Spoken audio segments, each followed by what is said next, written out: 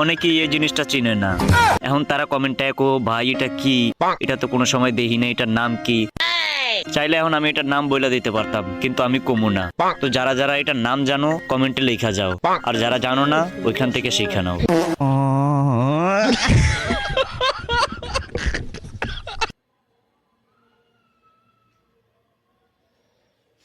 দু মাস আর আম তো হয়েছে গরম মনে হয়।